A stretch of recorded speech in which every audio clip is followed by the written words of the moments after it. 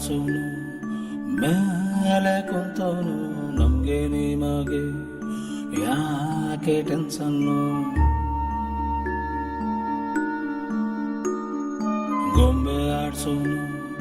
ಮೇಲೆ ಕುಂತವನು ನಮ್ಗೆ ನಿಮಗೆ ಯಾಕೆ ಟೆನ್ಸನ್ನು ಲಗಾಮು ದೇವರ ಕೈಲಿ ನಾವೇನ್ ಮಾಡೋಣ